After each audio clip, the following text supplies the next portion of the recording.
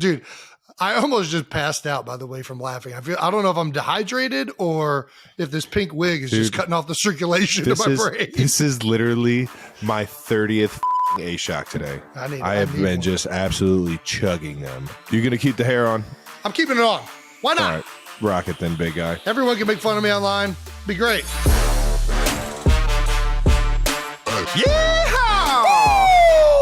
Welcome back to New Heights, ladies and gentlemen, presented by Wave Sports and Entertainment. Brought to you by our friends at Fireball, baby. Yeah, look what it did to my hair. The pound for pound undisputed best shot in America. Set Jason on fire. We are your hosts. I'm Travis Kelce. This is my big brother, Jason Kelce, out of Cleveland Heights, Ohio. Cincinnati Bearcat grads, if you didn't know. And New Heights comes to you every single Wednesday or whenever we can get episodes to you. Typically, they're on Wednesdays. Make sure you subscribe on YouTube or wherever you get your podcasts, and we'll make sure we get that update to you if it's not on Wednesday. Hey. But all our social media platforms at New Heights Show. Don't forget to follow. And Jason, why don't you tell everybody what we got coming up? Yeah, I mean, listen, we might be in the middle of the offseason, but we still got to bring this episode to you right now. Right now. So today we're going to be going into details on the New Heights Beer Bowl happened at the Ocean Drive in Sea Isle City. It's going down. That's right, baby. We're going to get into the details of that. We're also going to answer some not so dumb questions about Derrick Henry and address some of the biggest off-season rumors that we've been hearing. All right now. But first, as always, we're going to get to some new news, baby. New news. All righty, new news. Ocean Drive Beer Bowl reminders. That's right, everybody. We're doing our first ever fan competition. It is going to be the first of many. It is going to be the 2023 New Heights Beer Bowl at our charity event at the Ocean Drive in Sea Isle City, New Jersey, for the Eagles Autism Foundation. All you have to do to hopefully become one of the finalists of the teams to compete is enter a video stating your name, your team name, a video displaying your skills and reasons that you should be in the beer bowl. And then, of course, your team theme. And obviously, the more fun the theme, the better chances you have. You have getting in this thing. That's right. We want the people to get creative with this one. The 92%ers, we have faith in you. That's right. Don't disappoint with the themes. We do have a fan beer bowl question from BobRoth94@gmail.com. Is this more of a straight chugging competition? Just chug the cup of beer in front of you, or will there be small tasks to complete before you chug, like flip cup or beer pong style? I can unequivocally say that there will be small tasks. This is not just going to be a chug. There will be pretty much the entire gambit of beer game skills necessary to winning beer games are going to be put to the task. We want the best of the best. All right, this isn't the best. This is not going to be one-dimensional. We're going to be challenging all of your pong skills, all of your flipping skills, all of your chugging skills, anything we can test in a realistic manner that's fun and creative, entertaining, and, of course, gets to the bottom of who is number one. Oh, by the way, it's going to be a cash prize. That's right. Not only will the winner of the New Heights Beer Bowl 2023 get the first ever New Heights trophy to be revealed at a later date. We're trying to get them made as fast as possible. We're getting a little bit of pushback, but they're going to be there eventually. Eventually, you get your trophy. We can get it in. The one thing that is going to be guaranteed to be handed out on the day of the event is our cash prize. That's right. The winner of the New Heights Beer Bowl 2023 will be winning $50,000. That's right. Fuck. You and a partner. $50,000. Did we not talk about this? I thought we talked about it. I don't think. Maybe we didn't talk to you about it. I gotta get his money. I just okayed it. I thought it would be okay. I Straight cash, homie. Yeah, you know what I mean? Straight cash. Like the man Randy Moss said himself. Straight cash, homie. So there's a reason we named this show New Heights. All right. We love to be at the top of our potential, and we like to see other people at the top of their potential. So we look forward to doing more of these New Heights competitions and rewarding those who are at the top of their craft. And this first one is going to be the top beer drinker. If you think you're up to the task, submit your team. Your top skilled beer drinker. We will be picking 16 teams to be in the tournament. Actually, it's going to be 14 teams and then 2 play-ins on the day of the tournament. We'll get to that later, though. But yeah, if you submit, that's the only chance you have of getting in the tournament. Let's see it, 92 percenters. This is going to be fun, baby. For those of you who might not think you can get into Beer Bowl as competitors, but are interested in just watching it, this event is in the name of charity. Not only will New Heights be donating the portions of this show to Eagles Autism Foundation, but the people in attendance, 30 people, will win VIP tickets on the floor seats to the first ever New Heights Beer Bowl. And the way we're going to determine who gets those top 30 tickets, we're not going to any of the online sites. We're doing it old fashioned. Name on a piece of paper at the door. And the way your name gets on that piece of paper at the door is by being one of the top 30 donators to the Kelce 62 fan page or Kelce 62 link for the Eagles Autism Foundation. We're going to post that link on this video. You click that link, the top 30 donations will get VIP ticket access up close and personal, as well as after the show access to some of the guests that will be in attendance, which will be pretty exciting, especially if you're an Eagles fan. All right, now. We're doing it over there in Philly territory, baby, or Eagles territory, I should say. And that's a lot of information, ladies and gentlemen. Yeah. I know it's a lot. So, if you want to be in the competition, send in a fun video with your team theme and why you should be picked. And then on top of that, if you want to be there and be one of the VIP members, you just got to show up, baby. That's right. Got to show up and try and make a difference, man. The Eagles Autism Foundation does an amazing job of getting into the community and the surrounding communities of Philadelphia. And it's always a fun time over there at the OD. You're not going to want to miss this one, especially with the New Heights Beer Bowl, baby. That's right.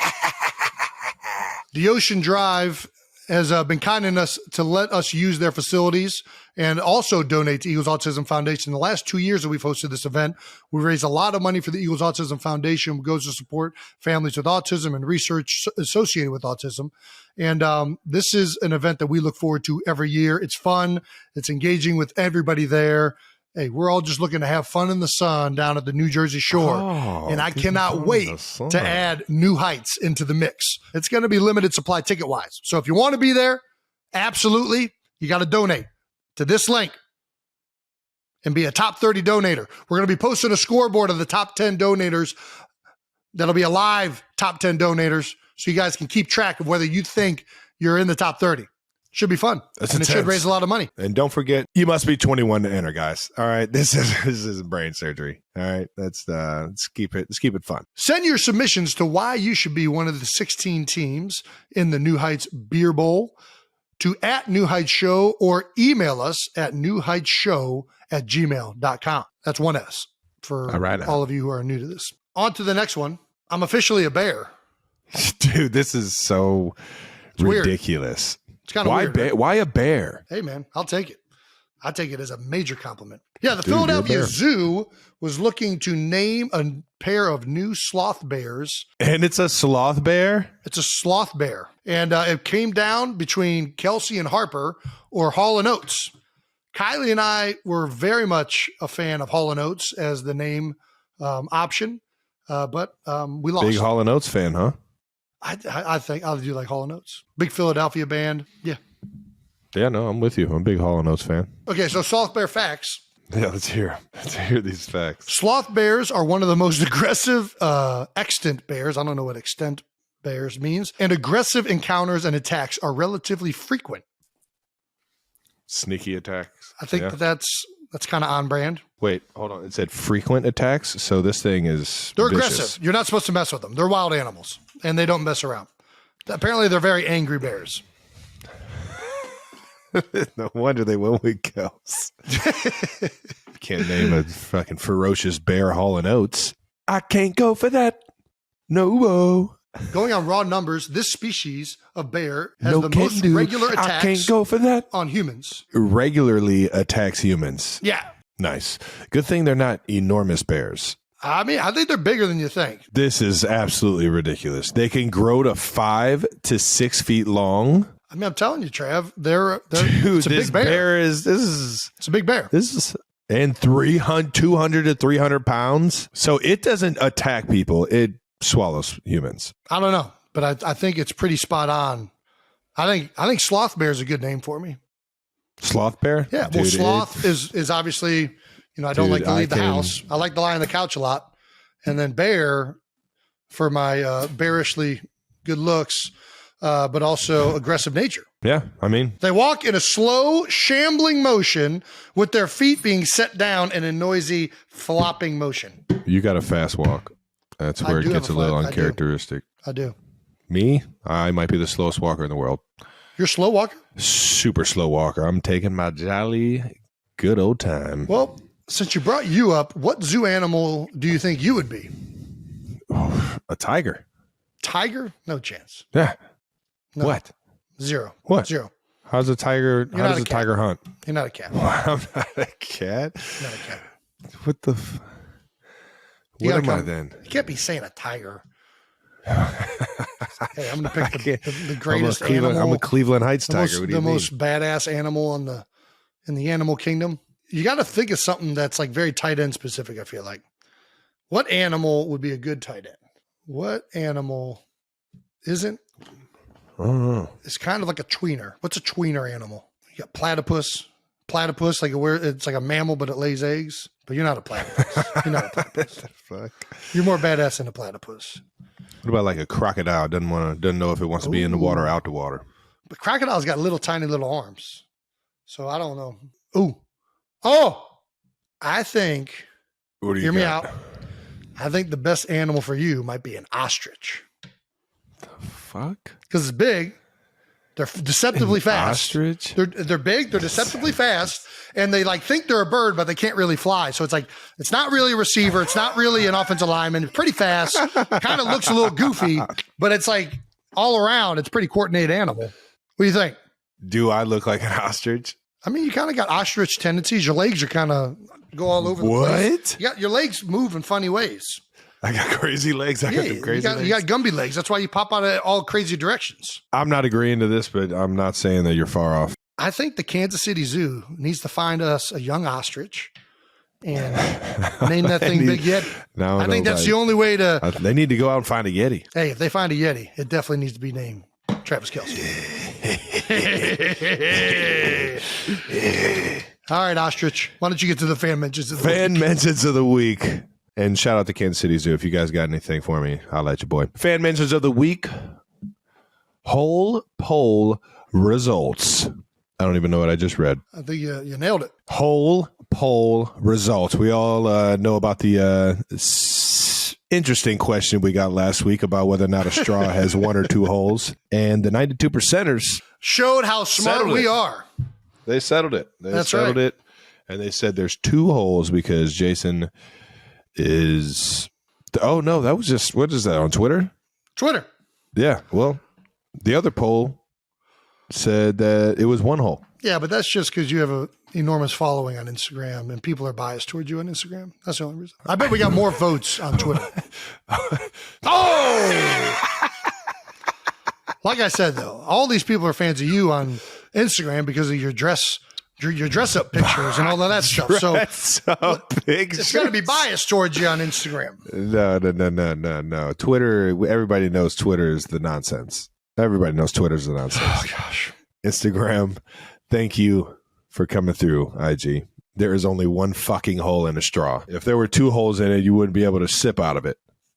It just doesn't make sense to You're say right, it there's doesn't. only one hole in a straw because a straw There's is only one hole. going right through. Yeah. A one straw hole. is a hole. Yeah, it is. So it's when one you hole. no, a straw is a hole. It's a hole. Yeah, it's that's what I'm a saying. tube. It's a hole. Yeah. Tube. Tube has two ends. So does a straw. Straw. I'm not getting into this. I was just Just about to saying. try and fucking This is argue where people for go no wrong. reason. Because the question could also be asked: We already talked about Does the this, and the hole- people how many holes does the hole have? settled this. how many holes does the hole have? Can a hole have One. multiple holes? No. Can a cave have multiple holes? Yeah. So if a cave is a hole, No. and you say how many a holes cave is isn't a a cave? hole. Cave is a cave. Yeah, but a cave is a hole in a. No, a cave Wherever it's has at. a hole. Yeah, it has a hole. Well, it is a hole. No, it has a hole. No, by It's definition, a cave is a hole. It's a a hole cave. inside of some subterranean part of the earth. No, it's a cave inside us. Tunnel. Tunnel can have multiple holes, Correct. right? Yeah. So is a tunnel a hole? No. I think it's a hole. I don't think it is. I think it's a tunnel. That's why they call it a tunnel. They don't say you ride the train through the hole. They say you ride the train through the tunnel. Yeah, but by definition, it's a hollowed out thing, which is a hole. You drive your car through a tunnel. You don't drive your car through a hole. It's two completely different things. Well, you're definitely driving your car through a hole. That's why that's really stupid. You're driving your whole car through multiple holes. But I think this is the bottom line. The wording of the question just shows that people are not keen on semantics and linguistics. What side are you on? Well, people just don't understand the question. How many holes does a straw have? Is like saying how many holes does a hole have? Because a straw is a hole. A straw is a hollowed out tube. So how many holes does a tube have? How many holes does a tube have? Like a toothpaste tube? One. Correct. There's one opening in a toothpaste tube. And how many holes does a straw have? It's two. Because there's not a bottom. There's one hole though. No, just think of the cap where the hole is on the toothpaste. That's the hole. This is where people go wrong. That's like a straw. That's a straw right there. This is where people go wrong. A straw is a hole. It's a hole in a piece of plastic. It's one. But that hole has two holes. That's where people get this messed up. I'm telling you. Just and like a we're cave. keeping it going, baby. Here we go. That's where Moving people on. get this messed up. Stanley Cup reactions. Ed Kelce himself weighed in on Instagram about the cup being right down the street and him not even knowing that it's down the street. Wow. In quotes, wow. The cup in your house. How sweet is that? Except you didn't call your dad so he could come over and see it. No. It's just true. Just put Benny in it, take a picture, and post it on IG. You were always a mean kid. Couldn't have been put any better. Well, I was definitely a mean kid. There's no question about that. You were 1,000% a mean kid. Yeah, I really don't know what to say to this other than sucks to suck, Pop.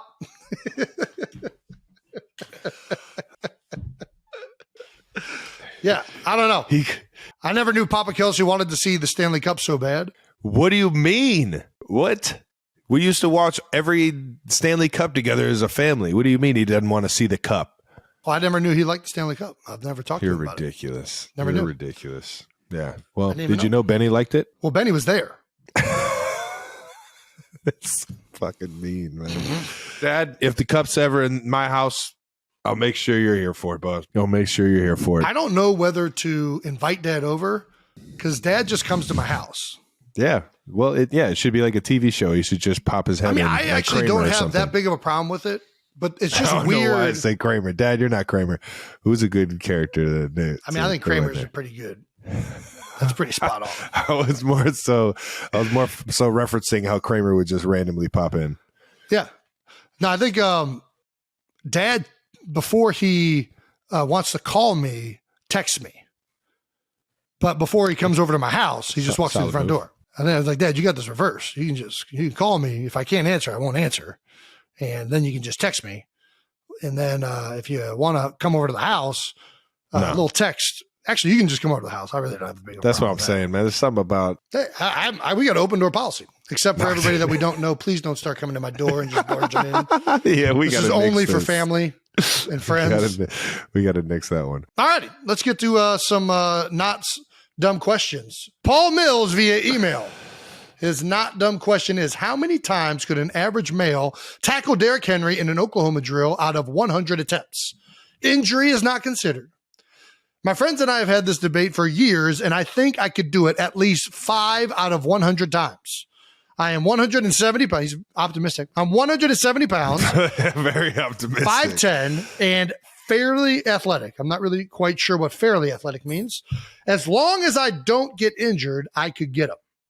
Well, 5 out of 100 times, it's a 0.5% chance that he's going to get him down. No, that's a 5% chance he's going to get him down. I was about to say, where 0.5 out of 10 times. It's just hard to imagine Oklahoma drill being done 100 times. That's where my head's at with this. That's a lot of Oklahoma drill. Usually you do it out of 5 or 10 times. Could you get him? I think he just knows that he wouldn't be able to. If it was 5% of 10. Like, how far are we scaling this up to where we're saying you can get Derrick Henry down in Oklahoma drill? Like 10 out of 1,000 times? Like, there's not, this dude is going to have to tie Derrick Henry's shoes together to get him down. There's no way 170 pounds is taking Derrick Henry down. He's got to go shoelace tackle. He's got to go shoelace tackle. Yeah. I mean, there is a chance it's in a 5-yard. I mean, it's in a tight window in an Oklahoma drill. So if you just go straight for the legs, there's a chance you trip him up out of 100 times, I feel like. But I mean, I feel like he's going to see that coming. I don't know. Maybe I'm overestimating him. He's 170 pounds. So he's about the size of an NFL cornerback. What's Derrick Henry weighing in at? He's got to be like 240, 250. I think he's around 240. I think it's a good guesstimate. 230, 247. Nice. 247 pounds. Yeah. Dude, this guy's. It's going to be tough. It ain't looking too good for you, bud. He's going to be able to get underneath him, though. Derrick Henry's a big man, 6'3", 5'10". You might be able to get his shins. You know, if you go with the Dan Campbell method, you might get some of them kneecaps.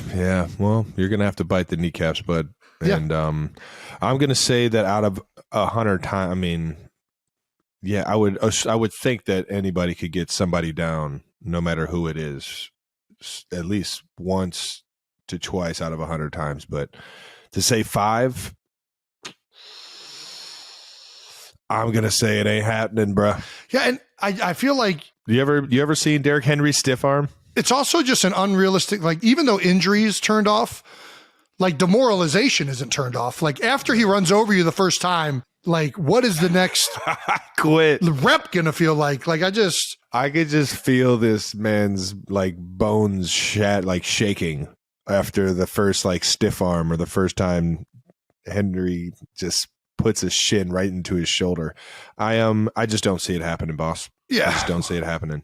Well, 5 out of 100 times in a span of this much, if you go for the legs every time, I'm saying there might be a chance you get him down 5 times out of 100. I still think you probably couldn't, but it's not that ridiculous. But Paul then went on to add another caveat to the question.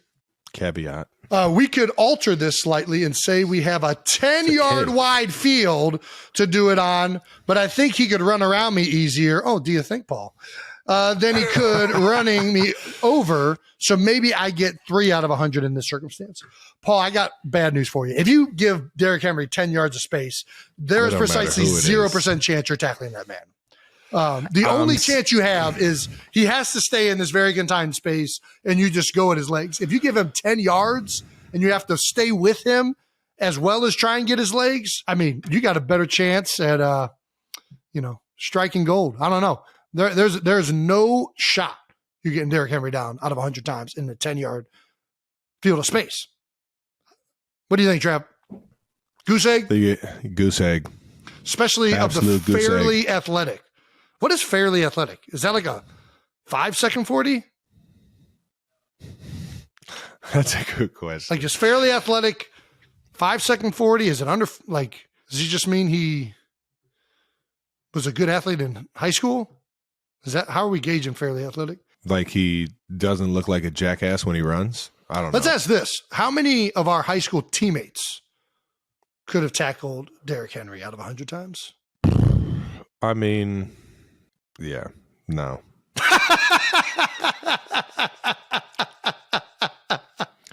I got fairly athletic. I got you, and I don't even know if I would have got a stinger on the first rep and been out for the rest of it. I got stingers too easy at linebacker. Yeah, I don't know. James fairly Ingram. athletic. James that's a big boy right there. Yeah. D1 athlete right there, baby. Yeah, I don't think people understand how much harder it becomes to tackle people in space in general. Every single interception that I get one-on-one with anybody, I remember my first couple reps of varsity football in high school were me snapping the ball to Jason. Yeah. And when I snapped it to you, I would be the first one down the field, one-on-one, getting juked out of my socks. Yep. But, I mean, we're talking about you had the full field to work with, but still, tackling one-on-one is already hard enough. Yeah. Tackling Derrick Henry one-on-one is a whole different beast.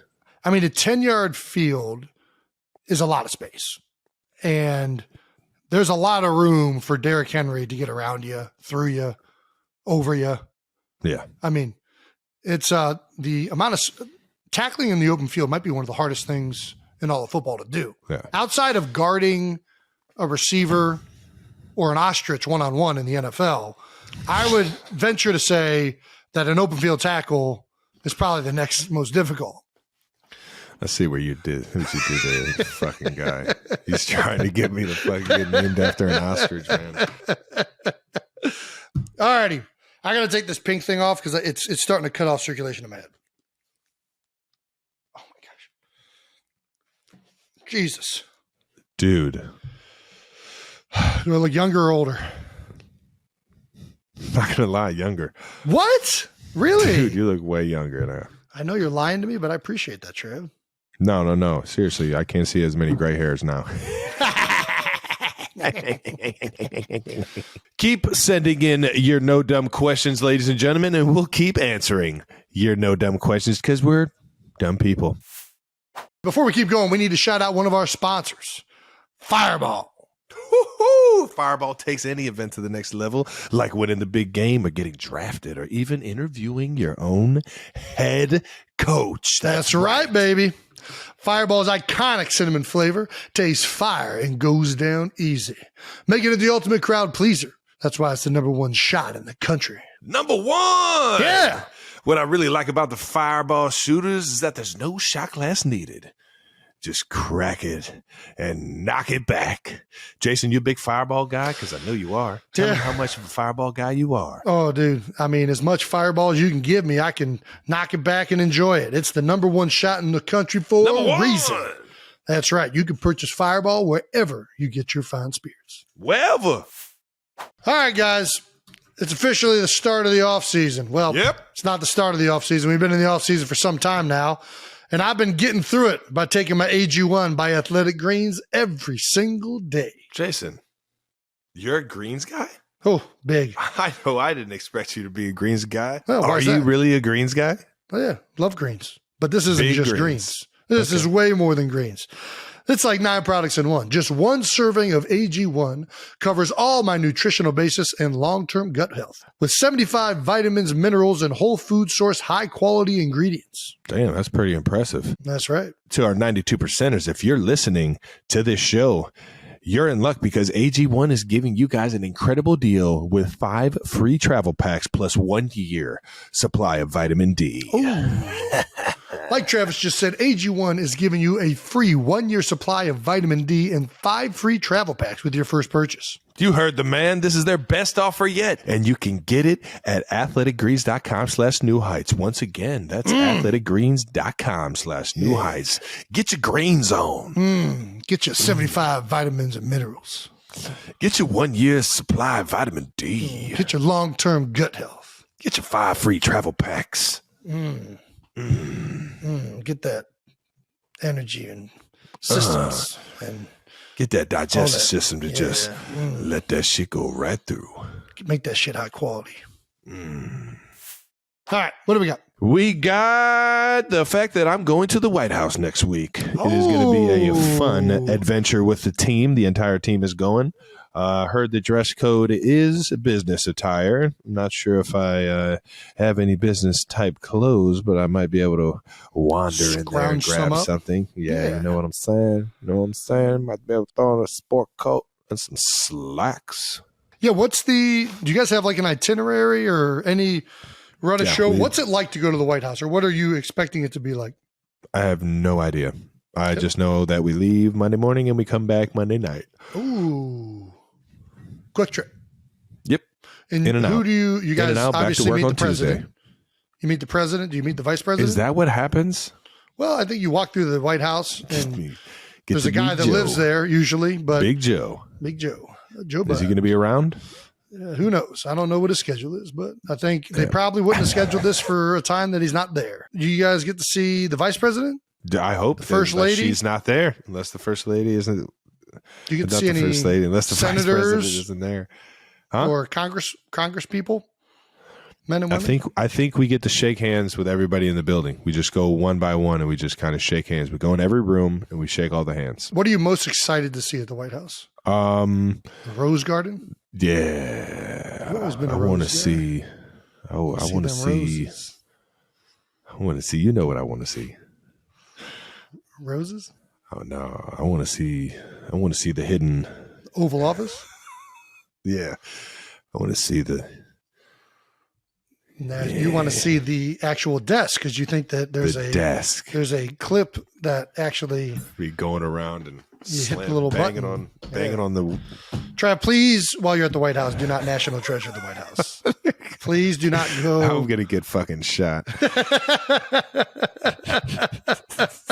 Travis lifting rugs up. He's looking behind paintings. Sir, we've told you, please do not touch anything on the walls for the last time. No. I got you, but spraying lemon juice on the paintings? Looking for hidden messages. They did say that I needed an ID to go in, and not gonna lie, man, my ID's been expired for like 3 years. So I don't say that. I gotta get a new ID by Monday, man. Oh my gosh. They gonna kiss me riding dirty. What do they need your ID for? Isn't like I feel like the Chiefs are probably on top of knowing who's on the team, and I kind of want to get a fake ID now and just see if they catch me. Dude, if you fake ID the White House, that would be epic. Probably not going to work now that everybody knows you might be thinking about it. That's definitely. I got to do something sneaky in there, man. That's definitely something Nick Cage would have done in National Treasure. What's your name, sir? It's R. Abramovich. What are the chances you can get the president to say new news? I think it's pretty high. Yeah, I don't know what else. We can't talk about it. We got to talk about that after. Well, we got to talk about all that after. We can't. Can you just cut all this before talk? I thought the before talk's been good. We talked about no because National Treasure. Because then I'm not going to be able to get away with anything. Trav, you should not they're actually. They're going to have their eyes on me. I'm flanking. I'm just going to be. There's going to be a big show in somewhere, Travis, and I will not allow our team to cut this out because I can't just knowingly be an accomplice to allowing you to National Treasure the White House. The lemon juice is the best, dude. If you start squirting freaking lemon juice on all the old presidents' portraits, I'm gonna have the actual the ones that come looking like a lemon. That's the. You buy it like the beer distributor or the liquor, the spirit store. Yeah. What are you doing with that, Travis? White House, please make sure you frisk Travis for any lemon juice and keep your eye on him wherever he's at, especially the Oval Office. Too bad Travis won't be there. It'll be McLovin. It'll be Charles. All right, let's get to some bold topics to wrap up the week in the NFL's offseason recap, baby. We are exactly 100 days away from football being played, which means we are all really trying to find some shit to talk about. So we're introducing a new segment. Hey, is this news? Where we decide if this is actual football news or not. So DeAndre Hopkins was officially released by the Arizona Cardinals. What? Oh my gosh. That actually happened. On the I Am Athlete podcast, this guy really got himself released. A free agent wide receiver DeAndre Hopkins listed the 5 QBs he'd most like to catch passes from. What's crazy is if he doesn't land in one of these 5 spots, that quarterback automatically knows he's not one of his top 5 quarterbacks. Wasn't preferred. Yeah. So assuming he's probably going to go to one of these teams, and they're all great quarterbacks. Who would have thought? Shocker. Yeah, real big shocker. Bills, Josh Allen. Eagles, Jalen Hurts. Chiefs, Patricio Malcopa. Ravens, Lamar Jackson. And Chargers, Justin Herbert. Jason, do you have any comments? Not really. Yeah, me neither. Yeah, I feel like I'd want to play with the best quarterbacks in the league too. So that's a pretty good list. Yeah. Not a bad list. Of all those teams, I feel like the Chiefs might be the best fit. Why do you say that, Jason? Well, he's a really good receiver. I don't know how much cap space you guys got, but I feel like that would work out really well. Eagles, I mean, we'll take them. We'll gladly take them, but that's going to be a lot of receivers needing yards in the receivers room. I mean, I see where he's going. He's going with Super Bowl contenders, Chargers have a great quarterback. I want to play for all the best teams with the best quarterbacks. Breaking news! Are there any quarterbacks on there that are surprised that they're not on there? I got one in mind. Yeah, I think we're thinking the same one because might be, he's got a whole stadium named after him. So I'm shocked that he's not on the list. Who is that? I guess we're not thinking of the same guy. Say it at the same time. You ready? 3, 2, 1. Joe Aaron Burrow. Rodgers. What? Oh, Burrowhead. You're such a fucking loser. You're such a loser, man. I thought that's where you were going with it. You're such a dweeb. But yeah, no. Young Joe Burrow, man, already had a trip to the Super Bowl. Doesn't want to play with him. Matt Stafford, another guy, doesn't want to play with him. Interesting. Very, very interesting. Yeah, Chiefs Charles Omenyehu, the guy that you guys just got from the 49ers. Amenahu? Yeah. Already recruiting on Twitter. You free now? Come join the kingdom, DeAndre Hopkins. Yeah, I don't know. Is anybody else about to start recruiting, you think? I don't. Are we allowed to recruit? I thought that was all tampering. Now that I thought once you're a free agent, is it tampering anymore?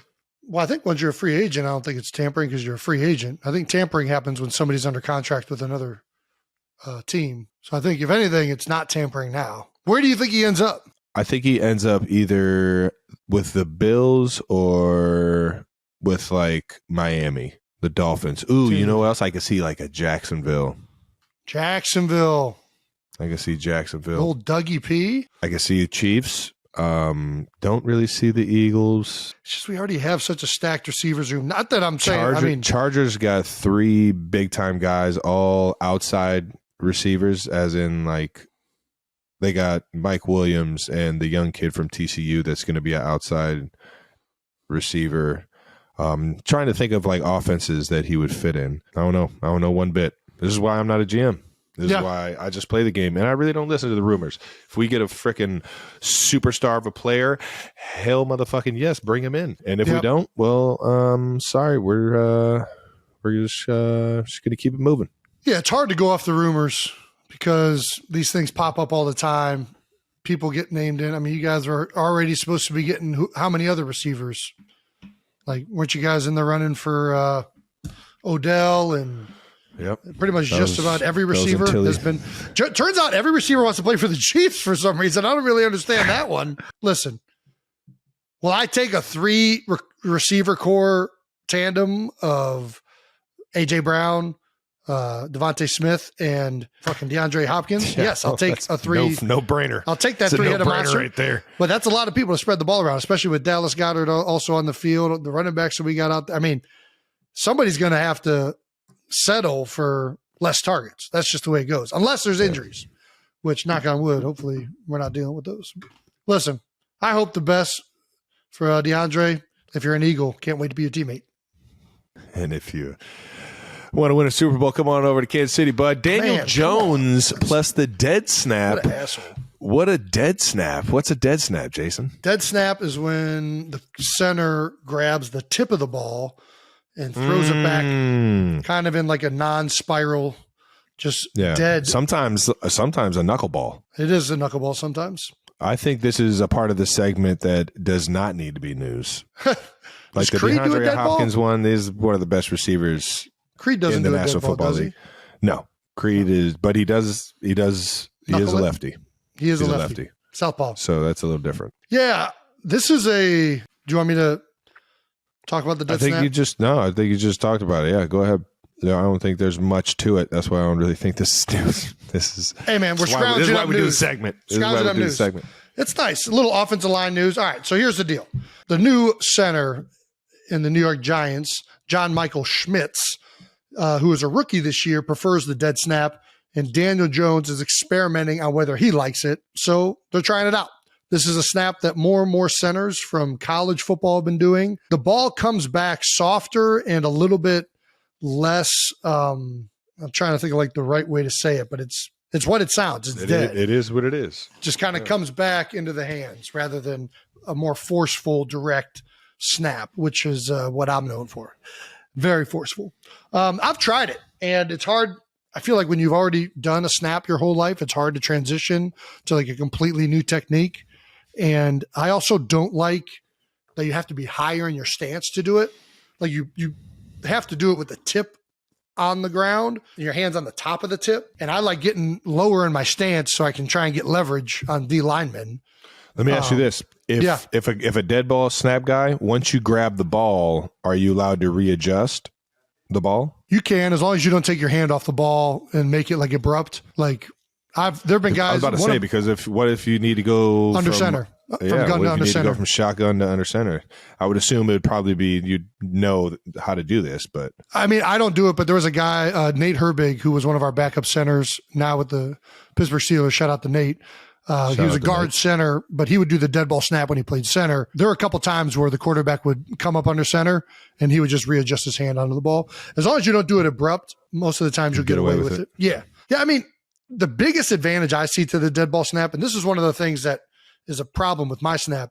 My snaps, one of the problem isn't that they're inaccurate, but that they're very fast, so that when they're inaccurate by a little bit, it makes a bigger difference, if that makes sense. Like if your snap is a little bit slower and at a less pace, when it's off center, it's not as big of a deal to the quarterback to just kind of reach and grab it, as opposed to when it's off center and it has speed. So, you're going to be off sometimes with your snaps. Every center is. And when it's a dead snap, in my opinion, I see less catastrophic snaps, which is why I think more colleges use the dead snap, because in general, college centers usually have more off-target snaps. But, regardless, whatever works for everybody. Whatever works. I'm sure the quarterback will get used to it. After you have a bunch of repetitions, it's like second nature. And if this is what the center prefers and he's more accurate with, I don't know why you wouldn't go with it. Message on news that really isn't news. And moving on, Le'Veon Bell, free agent running back Le'Veon Bell, has admitted that he smoked marijuana before NFL games. Oh my gosh, no way! That's breaking news. It's well played. On the Steel Here podcast, shout out to the Steel Here podcast, he said, looking back on this, that's what I did. Bell said, when I played football, I smoked, bro. Even before the games, I smoke, and I'd go out there and run for 150 and 2 touchdowns. Yes, you did, Le'Veon. You are a fucking dog. Especially. Yes, he was. Like, could you imagine being high on an NFL field with grown men running at you? Hey, man, different strokes for different folks. Whatever gets it done. I'm not here to question. Different strokes for different folks. Whatever floats your boat finds the lost remote. It's not, as far as I'm concerned, it ain't a performance enhancer. So whatever Le'Veon wants to do before the game, that's his business. I don't know. That's a good question. Do you think smoking could potentially be a performance enhancing drug? Yes. Performance enhancer? Like, obviously, it's not a physical I don't know enhancer. how it can. Yeah, I don't know how, but I guess if depending on, where your state of mind is at. Yeah, that's kind of what I'm getting at. Like, I think I could see how it might, kind of maybe ease the mood, calm you down a little bit. Everybody's brain works differently. Some guys get anxious, and doing that helps them with that. I mean, there's all sorts of things that any drug can do to your mental state. And if Le'Veon went out there and balled out while he was doing that, I mean, imagine what he could. Do you think he would have been better without it? Maybe not. Maybe that's what I'm saying. Like, maybe he would have been anxious. And he was one of, let's be honest, Le'Veon was one of the most patient runners I ever saw run the ball. Go back and watch. It was poetry when that man ran the ball. Go back and watch him run in duo back when he was with Pittsburgh. I've never seen somebody sit and wait and right when that hole opened up, shoot it through. Like, he would manipulate D linemen and linebackers to fill like holes and gaps that they weren't supposed to be in. Yeah. And that would immediately get the defense unsound and just absolutely get creased. And then on top of that, you get that guy one-on-one with anybody. Yeah. I mean, he was shaking them out of their shoes. Like, let's be honest. If he was high, he might not have been that patient. He might have got that ball. Bam! I'm hitting that thing 100 miles an hour. That dude, he was back there. Oh, not that one. I'm gonna see. I don't like Wait that on right this. there. Wait, hold on. What about over here? No, I don't like that shit. Okay, I'm gonna hit this one. Oh shit. Yeah, well, now we know that marijuana is going to be on the performance-enhancing drugs list next year. Yeah. Moving on Up and Adams. Shout out to Kay Adams and Up and Adams. Henry Winkler revealed that he would like me to play fullback for him because he thinks that I'm a good blocker and that I'd be willing to open the holes and protect him. How about that? Well, that'd be a phenomenal waste of Travis Kelce's talent, Henry. I don't know why you would choose one of the most just absolutely dominant, transcendent talents of the game at receiver and split out outside of the formation, and you put him in the backfield and use him as a fullback. I'm firmly against this strategy, but I am all for watching this. Jason, I would love to witness this happen. I'm evolving my game, man. I'm evolving my game. I'm taking my game to new heights, baby. Well, we're the playing fullback position, unfortunately, is not going to new heights. As Andy Reid also brought up the fact about fullbacks, he said that they have been eased out of the NFL. The Chiefs will not be having a fullback this year. So it sounds like you're not going to be playing fullback this year, at least in the Chiefs offense. I think we might be able to find some situations to put me in the backfield. Yeah. Well, the way teams have kind of adjusted to not having fullbacks, like the way we do it, we do a lot of fullback runs, but out of 2 tight end sets or with the tight end off the ball, you can get to, split zone, lead, wham play. You can do a lot of plays that used to be designated for the fullback just out of a tight end body. And even though the tight end's usually not as good as a fullback used to be, you get the advantage of that tight end can be an F receiver split out from the formation and then all of a sudden motion to a position, and the defense has to be able to defend both of those spots for that same player.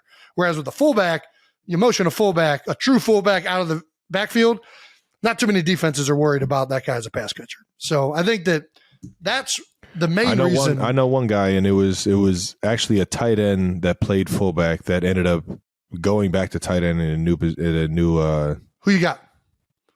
Delaney Walker. Ooh. Was a fullback in San Fran with Alex Smith. I did not know he was a fullback. And Vernon Davis. Yeah, he I believe he wore number 46 or 48. I think he was in the 40s at San Fran.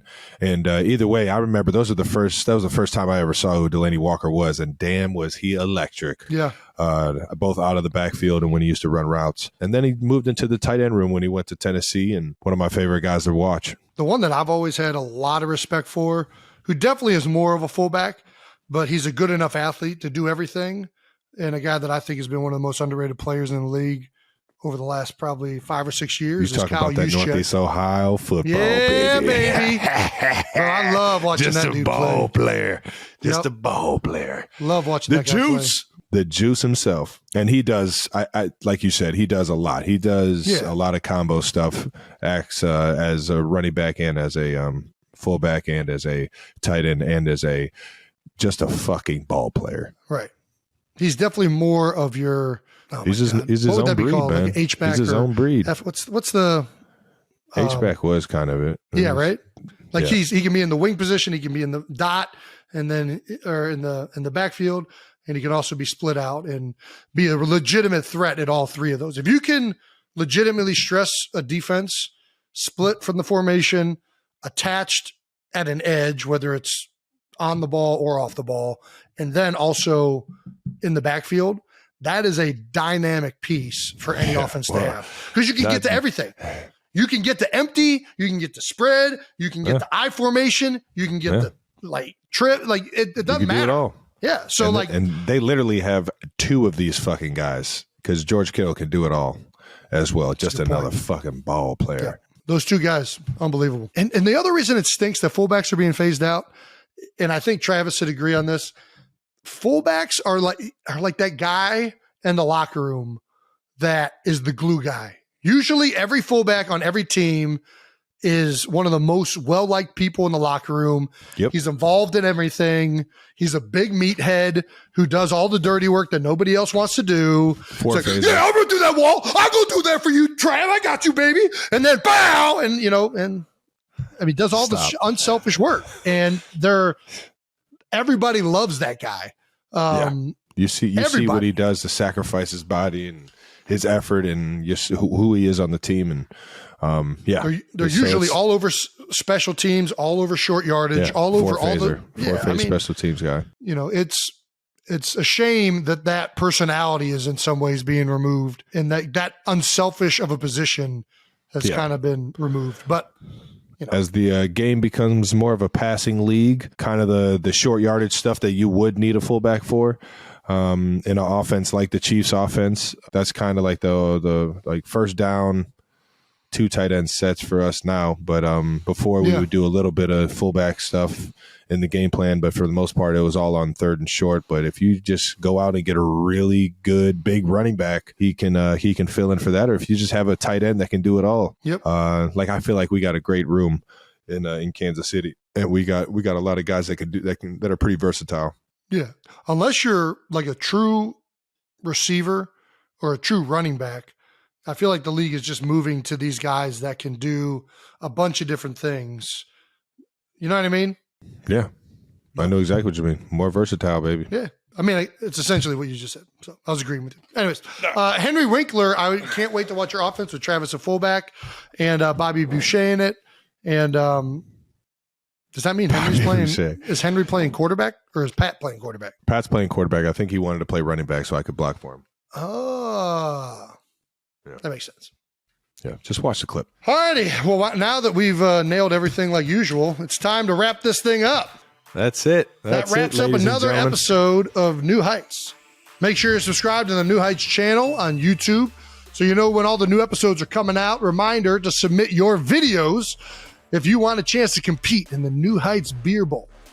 And listen and subscribe wherever you get your podcasts. You heard the man, ladies and gentlemen. Once again, New Heights is presented by Wave Sports and Entertainment, as you know. And still brought to you by our friends at Fireball, the pound-for-pound undisputed shot in America. The best shot in America. The tastiest shot in America. That's Cinnamon Delight. Follow the show on all social media platforms at New Heights Show with 1S for fun clips throughout the week. And thank you to our production. We are really putting your skills to work with not so much shit to talk about in the NFL right now. But thank you for always making us look at least halfway decent. And thank you to the 92%ers for always tuning in. We love you guys. And until next time, peace. Peace.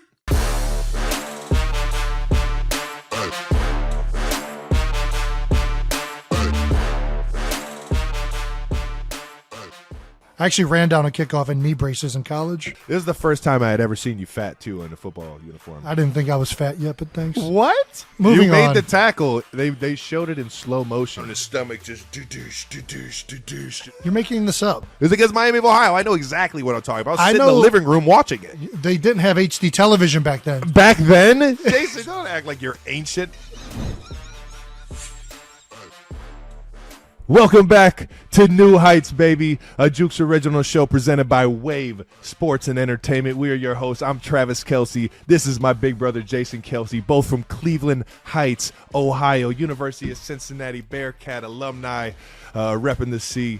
And, New Heights comes out every Wednesday. You can check us out on YouTube, anywhere you get your podcasts. Please listen and subscribe anywhere you get your podcasts, and watch and subscribe on our YouTube channel, as well as follow us on all social media channels at New Heights. We had a fun week 1, baby. Let's got 2 wins on the board.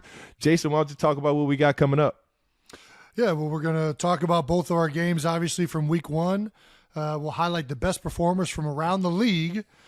Plus, we'll be talking about Super Bowl hangovers, primetime games, and whatever other antics we decide to talk about. And we got another set of 12 hard-hitting questions to recap week 1 and some of our insight on what's going on around the league. But first, we want to quickly thank everyone that tuned in and listened to the first episode. Thank you guys, man. And if you're back, welcome back. Yeah. Did you get any good reactions from people listening to the show? Yeah. Or I mean, friends? I didn't see any like random person, like somebody I didn't know, talk about it, but I knew that I have a lot of friends on the team that listened to it and absolutely loved it. More so just enjoyed listening to you talk about how you cut off some balls. And just the fact that you're getting into the farming world. There's a lot of ties because there's guys a coaching staff that was in Philadelphia coached you, so they feel like they know you personally, and to hear you talk about all that stuff, they absolutely loved it. So, but nothing but positive feedback over here. What about you? Well, I got most of my feedback that I saw on Instagram from one of my former teammates and guys that I look up to a lot. Chris Long gave me a call, was giving me a little bit of pointers, and enjoyed the 6-eye, 5-eye talk. Gotta love it. Yeah, and then Malcolm Jenkins, boy George Kittle hit me up. Wanted to reiterate that he loves run blocking, so he's not going to be shitty at run blocking. So he's going to continue to dominate in that realm. Hopefully my brother can get healthy, man, get back out on the field. But I did get one person who said a negative thing. Bo Allen said it was amateurish, in his words. He hated it. So hopefully you want to know what else is amateur? Nebraska football. We went to Wisconsin. It's the same. White, red in the middle of the world. They both are Big Ten buns. Oh, my God. That's great. What's the difference again? All right. They are red. They're both in the middle of the Big Ten. They're both no real athletes on the field. Where do we start? The first 12. You want to jump it off? That's right. We're going to start off with your game first. All right. Chiefs-Cardinals. Big game versus the highly touted Cardinals defense. What did you guys do differently in training camp? I think it was more than just training camp, man. I'm going to tell you guys about the Golden 15. And this isn't new. This is every team has a certain set of plays that they go into a game with, a scripted set of plays that either complement the plays you've ran in the past or complement the plays you're going to run in the future. But if you give Coach Reed 2-3 months, this offensive coaching staff, that much time to game plan for a team, it's going to be flawless, man. And I've been a product of it year in, year out, and I think I'm going to miss the feeling of the first game, the night before the first game, getting those first 15 plays. And those first 15 plays are based off of the tendencies that these defensive coaches that we're playing have on first down, second down, third down throughout the first quarter and throughout the first drive. And it's just, man, it's like having the answers to the test. It's like seeing a movie you're really excited about, seeing the previews for it, and when you see the movie, it's like you saw all the good parts in the previews. You just know exactly what's coming. You know what plays are going to be big hitters, which ones are going to be successful. And I'm just licking my chops the night before the game, visualizing all these plays, because you just know you're going to get these certain coverages, and you've ran them so much in preseason and training camp against different looks, so you just feel confident in how you're going to attack them depending on what they do present. And sure enough, we started off fast, man. The first, I think, 3 drives we scored on, and it was just it was an uphill battle for the Cardinals ever since. Yeah, man. So for those of you who don't know what the first 15 is, first 15 is the first 15 plays that the coach is looking to get to, the offensive play caller, in regular football scenarios. So usually first, second down plays. You have a couple third down plays sprinkled in there.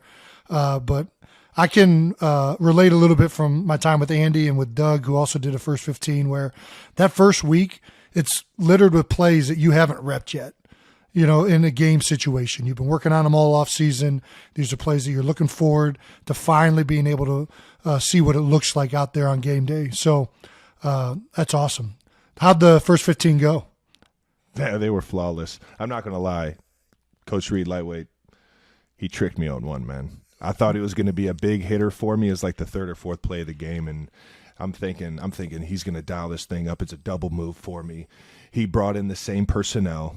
He brought in the same formation with the same Y motion or tight end motion on it. Yeah. Same action. It was the exact same everything, and I just heard first half of the play and just blacked out. I was like, yeah, this is it. It's coming. I'm about to be streaking down the field, and it was a run play, and I showed my cards, and that play didn't work when we actually ran it. I felt like the other thing you got to be wary of, the first 15 a lot of times are designed to go off of each other. So what Andy was doing was actually setting Travis up, but because he wanted the candy, I was excited before he was in the store. I've been visualizing it all day, all night. Yeah. The night before, man, I just knew I was going to hit a big one for us, man. Got to lock in. Got to listen to the whole play. Gotta Been listen there. to the words that speak to you, brother. All right. All right. You've been with Pat maybe the longest. What do you guys work on to keep evolving your relationship? As any, offense goes, you just get the reps, man. I mean, I think we're very fortunate. We got a great offensive coaching staff that tie in all the plays together, like we were just kind of talking about. And from there, it's just getting reps, talking about how he likes to see things develop, how he likes me to run these certain routes versus certain coverages, and hearing how he talks to other guys about that. You know what I mean? That same scenario. It's just, you just are, as long as you have the mentality every day coming in, trying to figure something else out, trying to take the game to the next level. And then on top of that, just getting with the guys outside of the facility, I think is huge. Getting to know guys, understanding, genuinely, we want this to be a family. We want to have your back throughout it all. I mean, that's everything. That's a good point. So you're a firm believer that, like, relationship-wise, like how well you know somebody even outside of football can affect how you guys play on the field? 100%, because I have so much more fun when I genuinely am friends with the guy next to me, and I play that much harder for him when I know him that much more. What do you do off the field to evolve the relationship? I mean, besides play golf. I was about to say golf. There's any activity. Pickleball's a big one out here in Kansas City. Whether it's just going to the casino or hanging out at somebody's house, it doesn't matter where you're going. There's anywhere you can have that conversation or just hang out with a guy. I guess a lot of the conversations come at lunchtime in the cafeteria. You know what I mean? Or the bus rides to and from a game, or the plane rides and stuff like that. It's this nonstop comedy for the most part in the locker room. Cafeteria might be the most underrated place in the building. I mean, that's where I have the best discussions. Next to the sauna, maybe. But, off the field, I think do you guys drink at all? Do you guys partake in the beers partying? The beers are flowing. When I was a rookie, Brent Selleck and Todd Harriman's had a bar called 879. And it was that was because Brent Selleck was number 87, Todd Harriman's number 79. Talk about some creative guys. 879. So, anyways, shout out to Cells, baby. Yeah. baby. So my rookie year, we were not very good. This was Andy's second to last year in Philadelphia, until that bar opened up, and we started having what we called Thirsty Thursdays. Ooh, Thirsty Thursdays. Then all of a sudden, 4-game win streak. Now, Friday practices, not, yeah, I mean. A little bit slower. Not fast Fridays. Yeah, they're not fast Fridays anymore. Yeah, you got to lock in. But I'll never forget Thirsty Thursdays. Vince Young, he's in this bar in a full legendary teammate. I've heard he's in this bar, full 3-piece suit. I think I'm in sandals and sweatpants, and he said, "Hey, Rook, come over here." And we go over to the bar, and Vince says, "All right, I'm going to show you how we drink in the NFL." And I'm like, "Okay, Vince, all right." I don't even know what to expect. And Vince proceeds to order 2 shots of Patron and 2 kettles on ice. We take the shot of Patron, and he says, "All right, now this kettle, you're just going to sip it. There's no sugar in it. You won't have a hangover. You'll be good for practice tomorrow." All right? We'll do a couple more of these, and it'd be early night. Bro, I'm within 5 minutes, he had downed all of the kettle and was ready to do another one. Let's go, baby. Hey, listen, and Vince, I still love you. I will go out there and play football with you any day of the week. One of my favorite teammates. I'm not drinking Kettle One. I'm sorry, man. I'm out. Listen, I don't. I'm sure as hell not sipping that. I'm not trying to be like brand specific, I guess, but the real thing is really getting to know people, getting to open yourself up outside of the game of football, and who you are as a person lends itself to people connecting on a deeper level, and I firmly believe it makes a difference. So, I'm glad you and Pat get drunk on TV and play golf together. Might be why you guys are so good on the football field. All right, here we go. Number 3, Mahomes said in the offseason the receiver with the big game might change week to week. do you guys know going into each game who it's going to be, or is it sometimes figured out when you see what the defense is giving you for the day? Yeah, I mean, it's all based off of what that defense's flavor is going to be for the day. Sure. And just what we have in the game plan. We have so many personnels that tie in with all these formations, and every single play has, at least a pass play has a certain set of like progression, right?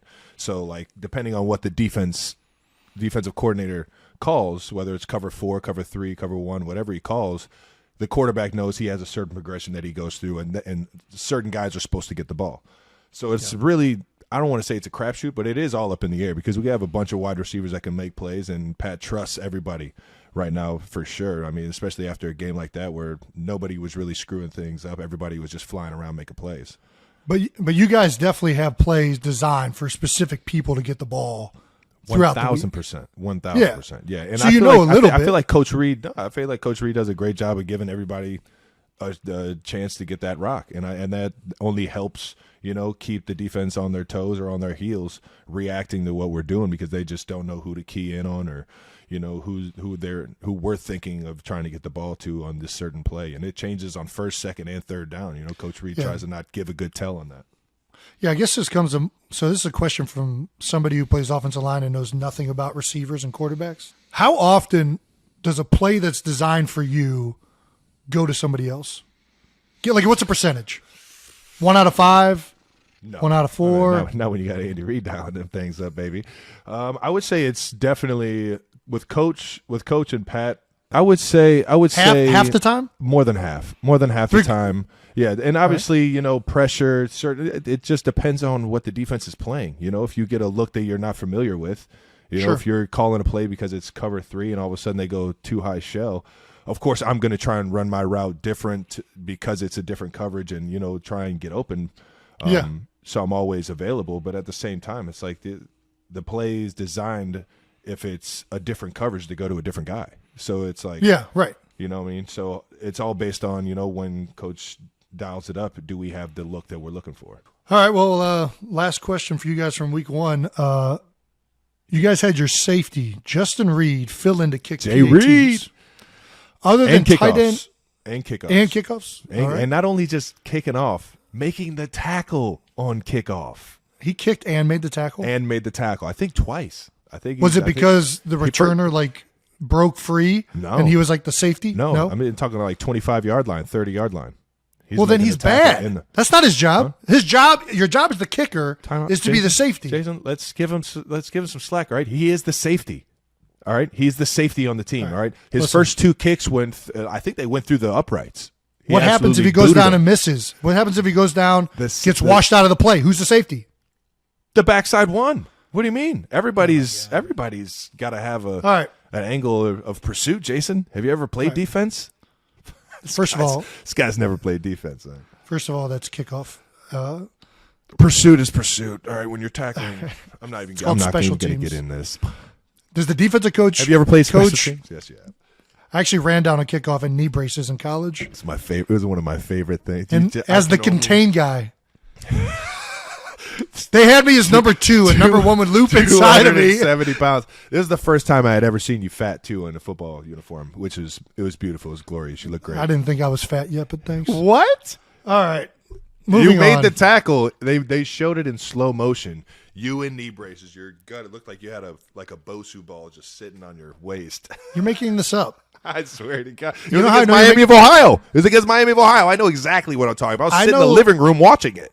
Yeah, but they didn't have HD television back then, so that's how I know you're lying. Back then? Jason, don't act like you're ancient, motherfucker. You're 2007, maybe? He's slow motion, him breaking down in his stomach, just do-douche, just going from side to side, bouncing around, and he just make the tackle like a All-American linebacker, man. He got me hype.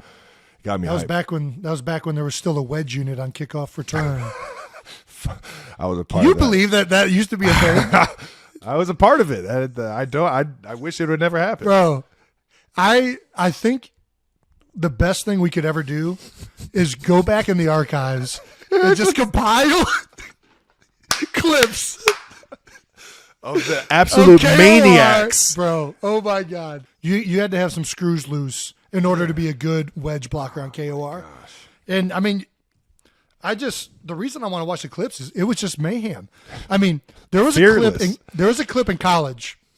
Do you remember Colin McCafferty? Do I remember? Why do you think I just? Yeah, and he was our special teams ace at Cincinnati. The beast, the best one out there.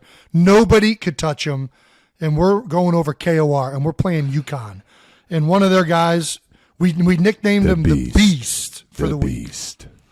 And the Beast was shedding 2-3 blocks, making tackles down at the 10-yard line. This dude was unbelievable. It was like Little Giants. It was like Little Giants movie. It was Spike. We should have nicknamed him Spike. Yeah. So our special teams coach gets up there. Coach Elson goes, you know what? This week we're putting our beast up against their beast. For those of you who don't know, after the game's over, you all have you have a special teams meeting where the entire team is in there. All right. So this week after the game, we're all like, we're about to watch what happened on this play as a team. We're going to see the beast. We're about versus to watch the beast. King Kong and Godzilla go at it in this. And meeting. right away, the ball gets kicked off. You see Colin. Colin runs similar to like Forrest Gump, just like no like swaying at all. Locked in. And the beast they make eye contact and literally 30 like yards. Magnets. Yeah. They're like, we don't care who has the ball, where it's going. We both know what's happening. It did not disappoint. Flying everywhere. Guys knocked off their feet, both of them. Colin gets up and starts walking, and his knees start shaking, and then he just slowly crumbles to the ground. Well, the funniest part about the clip is that nobody noticed Mark Waugh on the wedge. Marcus Waugh was lying face down. Chill out, man. Chill out, man. This guy was Nobody concussed. noticed. But nobody noticed, and he just got up like, oh, my gosh. All right. But, yeah, these guys would literally – the wedge unit – so locked in on the beast, man. Wedge unit, this is what your job on the wedge unit was. Back before the NFL decided to outlaw this barbaric behavior. Oh, my gosh. You would run back till you were 10 yards from the returner. Link arms. Interlock arms like a human wall. And there'd be one guy's job to look back and you say, go! And you would proceed in your one job. Who came up with this shit, man? It worked like a charm. That's why they did it.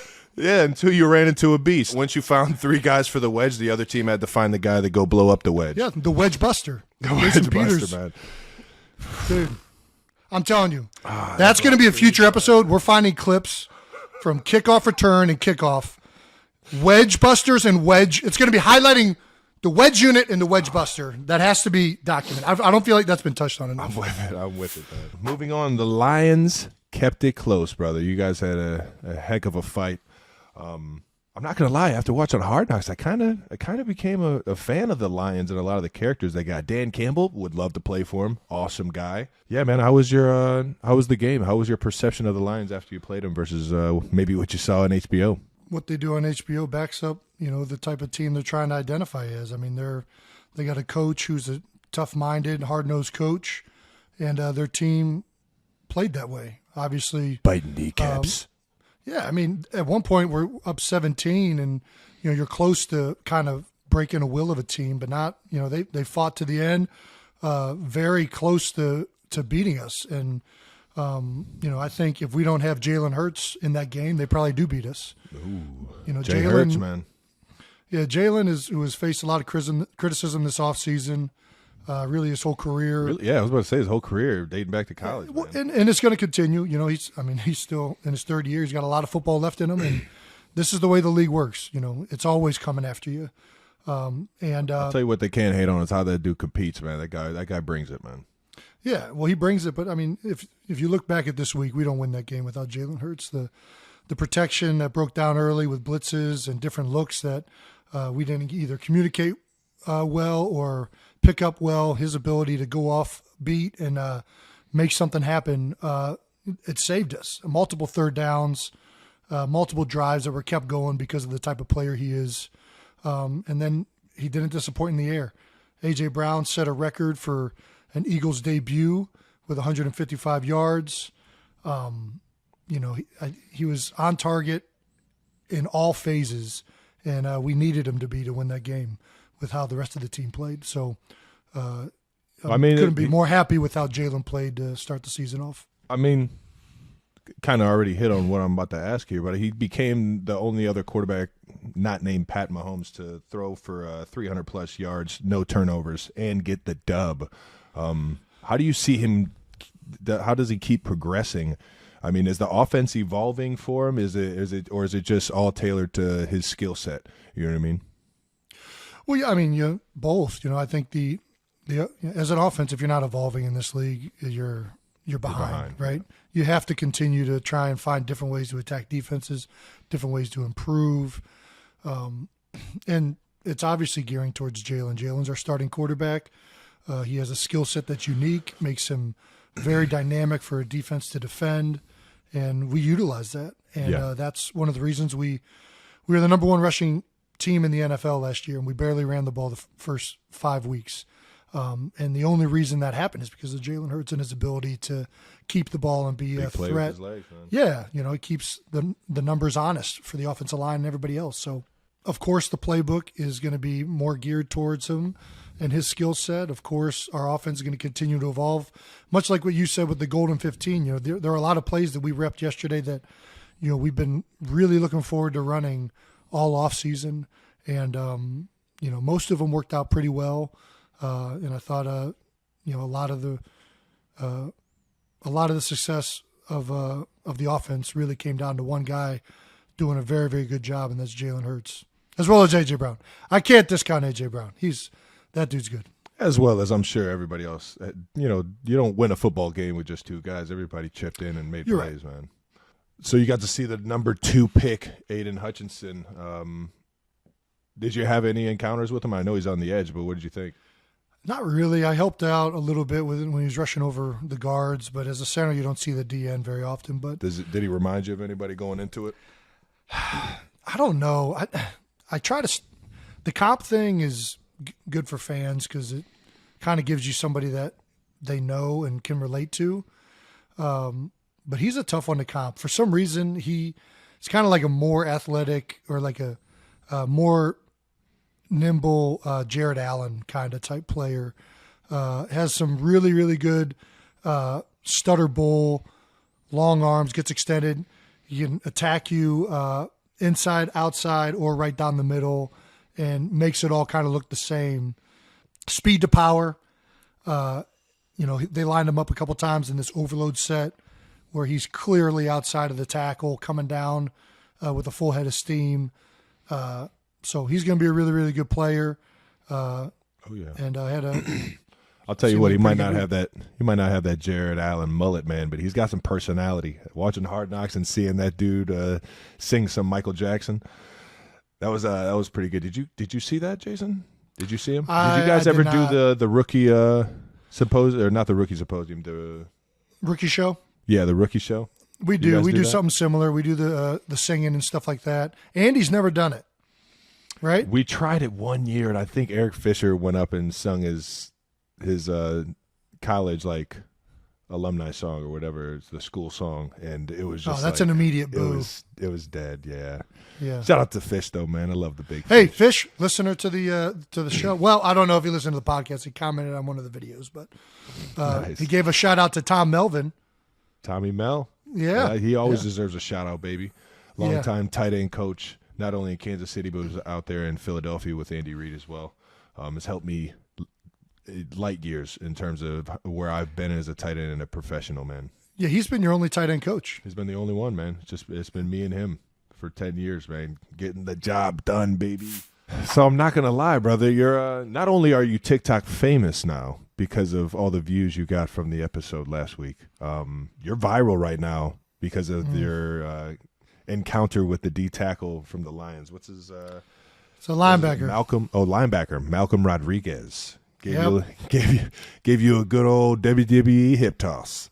It was good. It was. I I thought I had him. I was driving him in the end zone, and right at the last second, gave me a nice judo hip toss. Did not see it coming. So Productive play? Got man or? It was impressive nonetheless. It was a quick twist of the hips.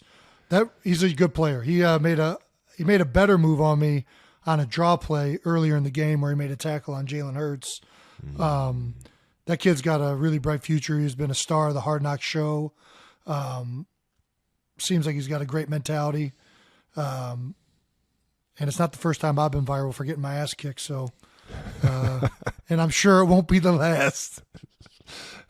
I got hip tossed by Von Miller like my second year in the league, and he actually hip tossed me from one knee. Yeah. I felt like a rag doll. I thought the play was almost over, so I kind of I don't want to say I let up on it, but I definitely wasn't trying to, put any more attention towards Von, and Von had just a completely different idea of what was going on. Knew he wasn't going to make the play and just absolutely hip tossed me and threw me into next week. Yeah, I mean, I feel like going viral for getting your ass kicked is like a rite of passage in the NFL. There's everybody's going to get Especially when it's got at against a some good point. player, man. Oh, for sure. It's Von Miller. I remember he went viral. Lane Johnson did this like spin move against him, which was unbelievable a few years back. It's like a rite of passage, and hopefully you got more viral videos that end up being good than bad. We talked about AJ Brown's debut, man. That was it was fun to see him just get out there and make plays for you guys, man. That dude's an absolute baller. You could put him anywhere on the field and he just makes plays, man. Yeah, I mean, he's a mismatch no matter how you kind of swing it. You've had some unbelievable receivers come through, not only come through, but on the team right now. But where does he rank if you could put him? I know it's hard to rank your teammates and everything like that. I play with a lot of really, really good receivers, and each one kind of has their own skill set.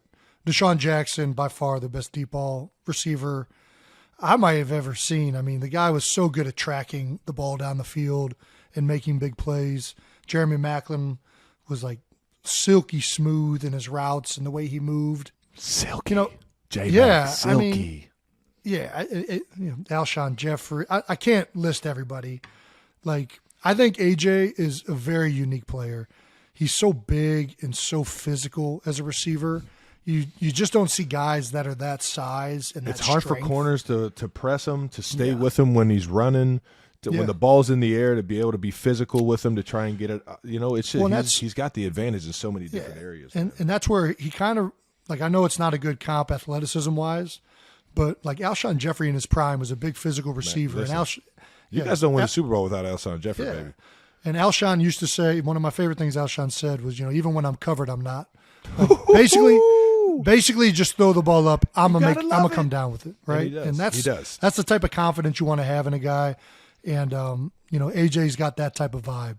If you're gonna line up, play man on man, and as a quarterback, to have that comfort blanket to go to, know that you got a guy that's going to win a lot of those 50-50 matchups. That's huge. Yeah, it's huge. Absolutely huge. The other thing I want to talk about from the game is, I just wasn't good enough. I think we got a lot to improve on.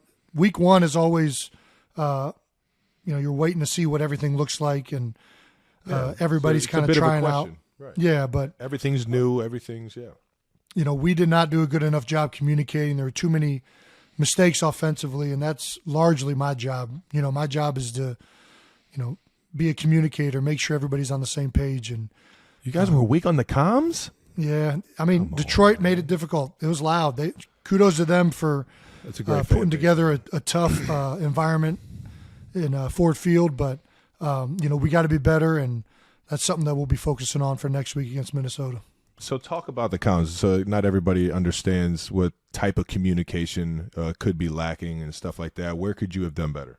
The center's communication, the quarterback's communication kind of sets what everything's happening for the play, right? Yeah, it kind of trickles from there to everybody else. Yeah.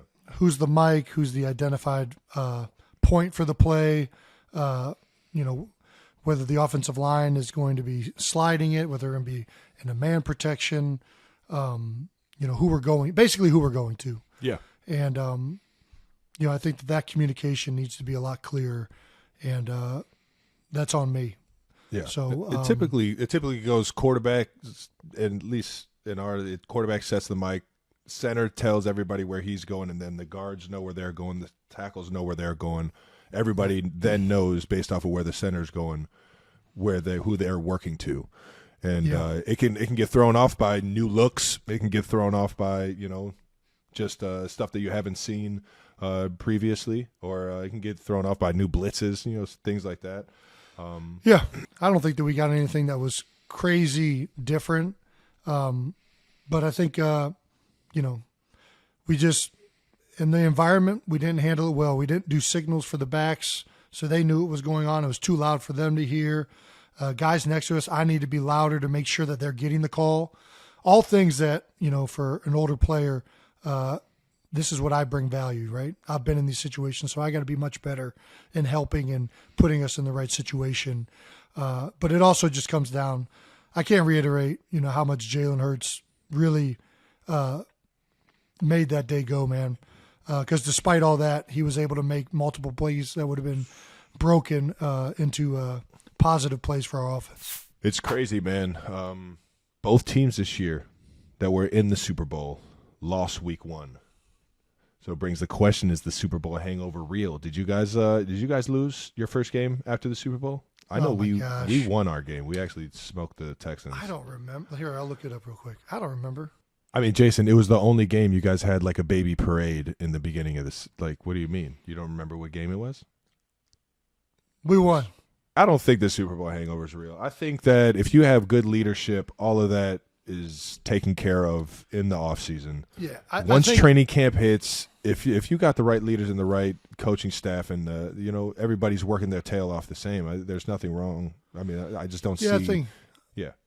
I agree. I think it's a bit of a fallacy. I think really the reason why it's a thing is when you win the Super Bowl, everyone's watching your tape. Everyone's trying to figure out how to either take what you're doing that's working and make it successful within their offense, or they're trying to find out defensively, how do we stop these plays? Because they know everybody's going to be trying to copy somewhat of what you're doing that's working, right?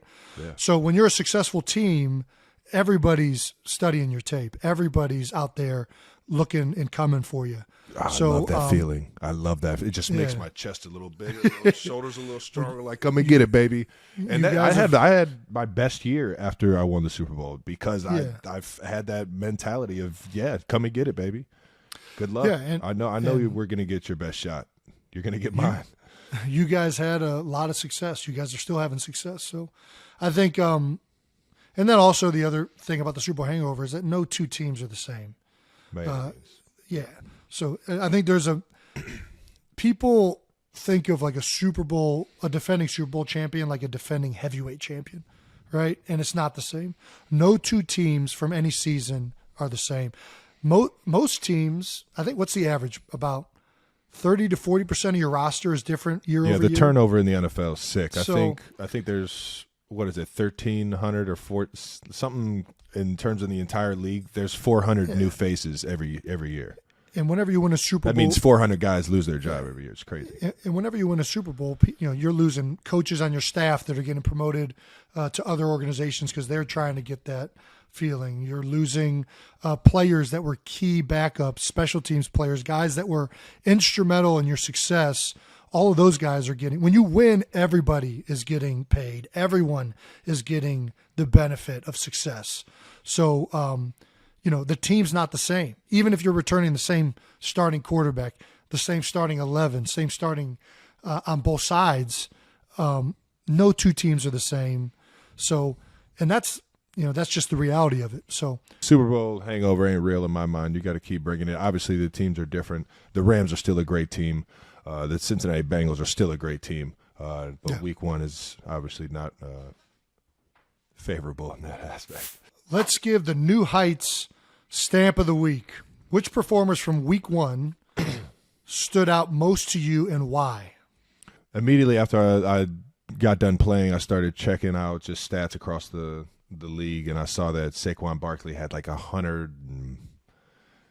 buku yards on the ground and then another like 80 in the air. He had almost like 300 yards or something like that in terms of offense. And on top of that, the last play of the game just willed, or the last play for his offense on a 2-point conversion just willed his team to win.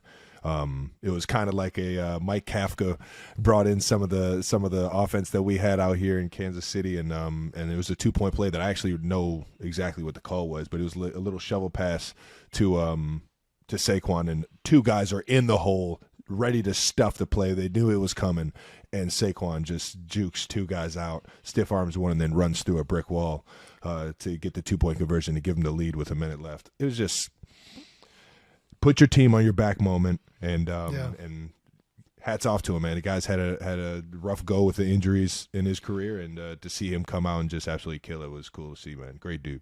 When he's healthy, he is just so unbelievable to watch. Saquon. You talk about an unbelievably well-rounded back of athleticism, power, finesse. I mean, he's got such an arsenal to come at you with as a running back. So he's a special player. So Saquon. hopefully, yeah, man. Hopefully he can stay healthy this year. Yeah, NFC East did pretty well this week outside of the Cowboys. Everyone won, so we got some competition. Right on the NFC East. Ain't got nothing on the AFC West, though. We'll keep it moving. Who was your player of the week, brother? I don't know. If we're doing this, I'd probably go Josh Allen. If we're doing this, we're doing it, brother. All right.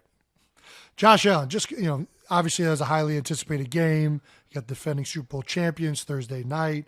Jay There's Allen, the Buffalo baby. Bills. Some argue that the Buffalo Bills might have beaten the Kansas City Chiefs had the current overtime rules been in effect the previous year.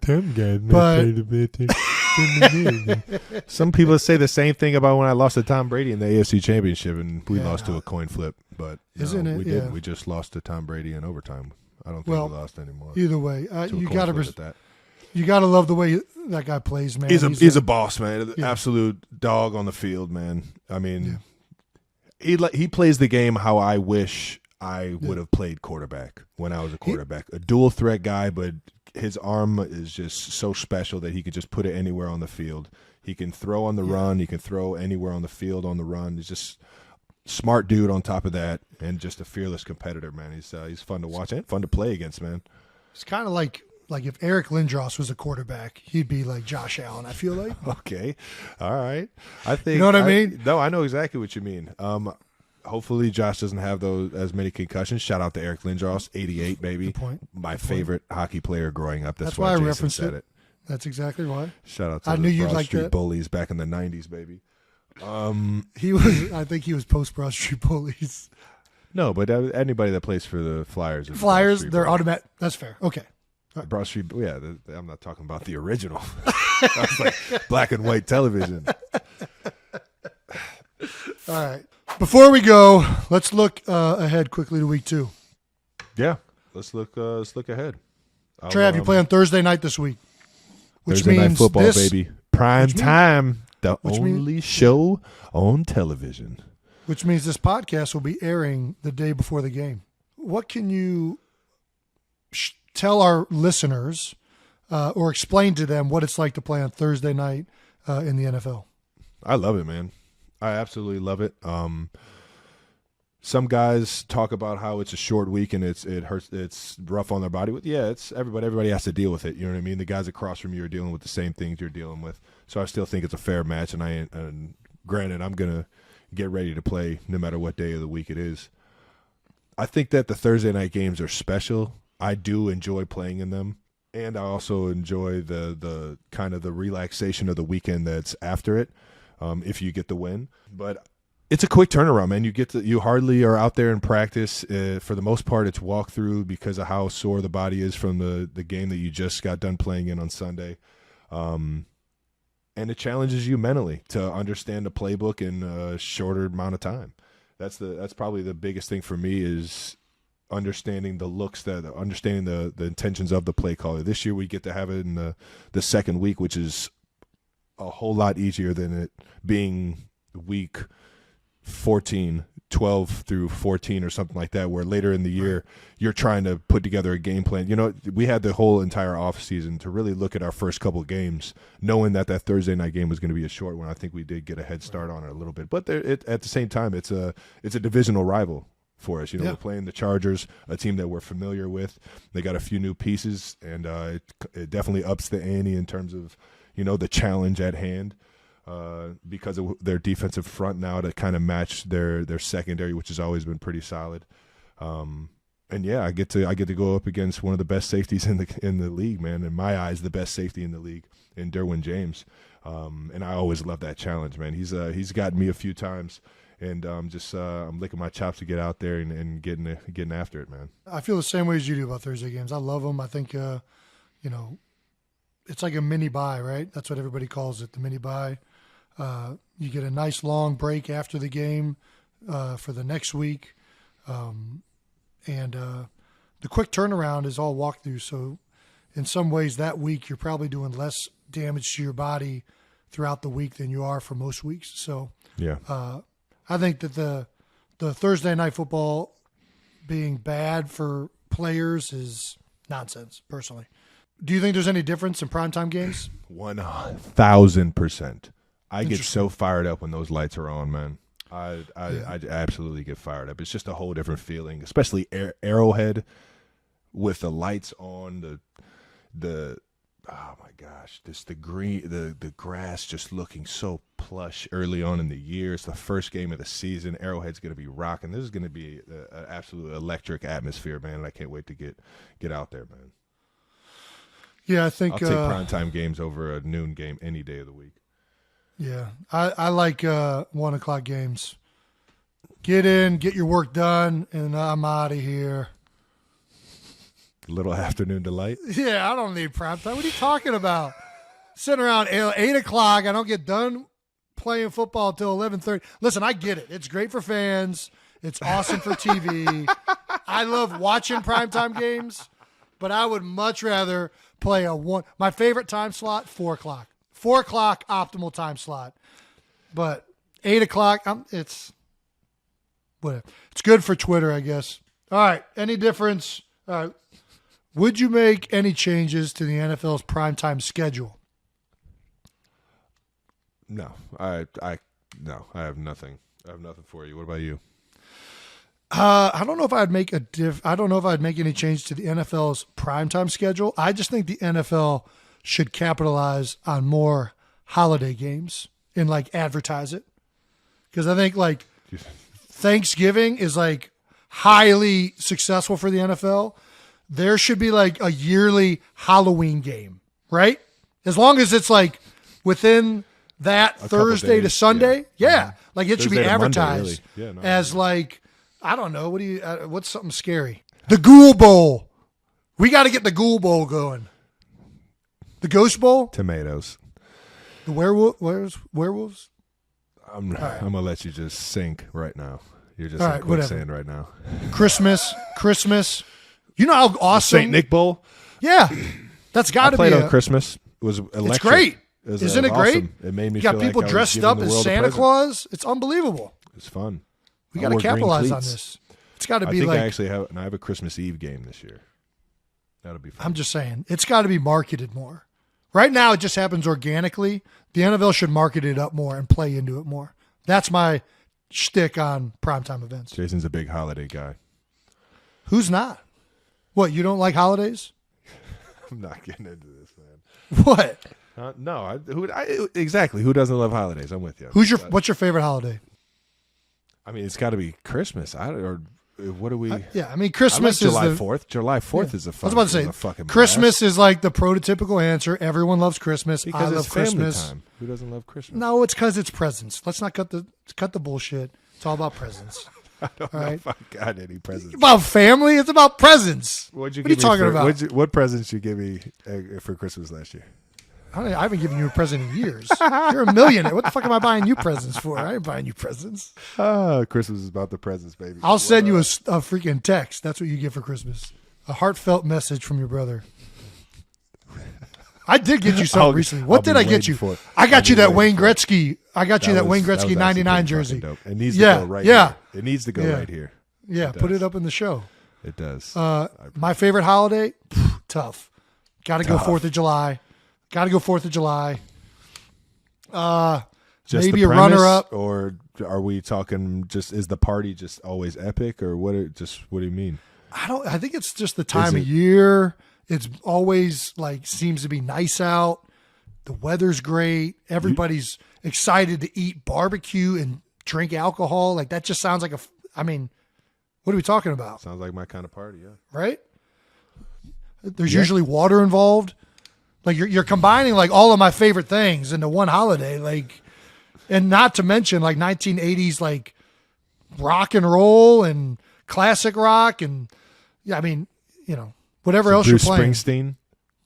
The Boss? What? Do you wear jorts on July 4th or what? I kind of ruined. I had a really good pair of jorts, and I go commando usually, and I just chafed them.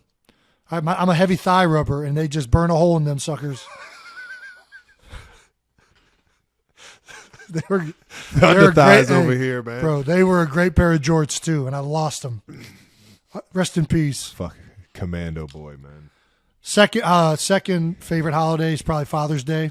I think Father's Day is like that needs to be. We need to start celebrating Father's Day as a country.